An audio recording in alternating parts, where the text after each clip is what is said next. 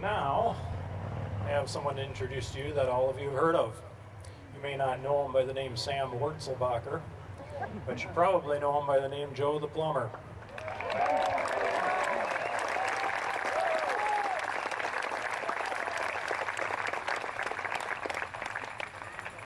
Now, we'd like to thank Americans for Prosperity for sponsoring Joe today. That is who paid his fee to be here. You know, there seems to be some interest out there as though that's a negative thing for Joe to make some money. But, you know, that's what we try to do in this country. So we thank them for sponsoring him. We certainly don't expect him to come all the way from Ohio out of his own pocket. We're happy to have him. So, ladies and gentlemen, without further ado, Sam Wurzelbacher, Joe the Plumber.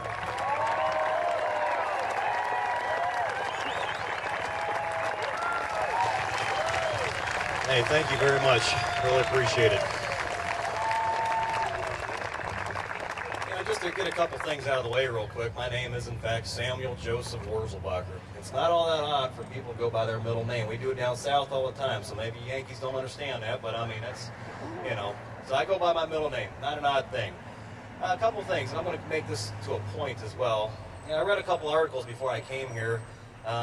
They were pretty disparaging about me. And to be honest with you, I got thick skin. I really don't care what these people write and think. But I'm going to make this point, is I am a plumber. And I'm a licensed plumber, have been for many, many years. I was in the United States Air Force as a plumber in the Air Force. I used to teach it. Thank you. I used to teach plumbing in the U.S. Air Force. I was a plumber in Alaska, plumber in Arizona. You know, I plumbed in Ohio. They absolutely got that right. I do not have an Ohio license, but I did practice plumbing underneath my boss's license, which is allowed. So the reason why I say all this is a lot of half-truths and outright lies were told about me. And, you know, a lot of it was downright mean, slanderous, degrading. The reason why I tell you all that is because I'm asking you guys to stand up, and you're going to experience the same thing. If you get out there and have your voices heard, be prepared for people to sit there and degrade you, to slander you. They won't talk about the facts with you, but they'll definitely tell you how rotten of a person you are because you don't want to take care of the poor people, all right? They know you want to get rid of welfare and they want just everybody to die. That's not the case, never has been the case. You guys ever hear, that's not my job? You know, I mean, I'm guilty. I'm guilty of saying, how many people said, you know, hey, it's not my job? All of us have said it one time in life. Now, when I heard about health care and how Obama wants everybody to have health care, you know, my first thought was, it's not my job to take care of everybody else. It's my job, and it's hard enough as it is to take care of my own family and my son. Now, you guys don't want to clap because you're not going to like what I'm going to say next. You know what? It is your job. It's not the government's job to make you do it, but it is your job. They're your neighbors, they're your friends, they're your family. The government can't tell you to take care of people. They can't legislate morality. They can't tell you how you have to spend your money. That's why we're out here right now. But it is your job. I'm here to tell you. That's what friends, family, and neighbors are for. We have to take care of our own. That's what community's for. That's what local representation comes down to. So you can no longer say it's not my job because I'm here to tell you it is your job. I talk about accountability, responsibility, education, and Constitution. Those are the four things I think are huge in our country right now that we need to do and we need to practice. Accountability. Our politicians do not feel held accountable for anything that they do at all because we lack in our responsibility. We don't hold their feet to the fire. And that's your job. That's my job. That's our responsibility to make sure these politicians do what we want them to do. They are accountable for their actions. Remember that. They are accountable for their actions. I'll give you an analogy. I've been a plumber for many years.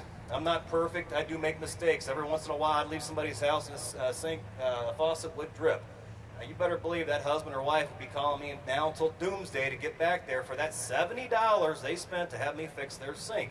Now, you know, it's true. They spent that money and they deserve to have a good product. They deserve for me to have fixed it right. And I have no problem going back and do that. Now, that's for $70, people. Your politicians are spending trillions of dollars, and what are you doing? Sitting on your butts? I mean, ultimately, that's what we've done. That's what I'm here to tell you, is they're spending trillions of dollars, and they don't feel shy at all to come back and grab more money out of your back pocket. So, $70, $1 trillion. I mean, there's not a lot of, you know, there's a huge difference there.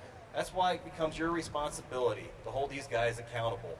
And then education. I got a 14-year-old son. I'll give you a proud parent moment. My son gets straight A's and he's captain of the football team.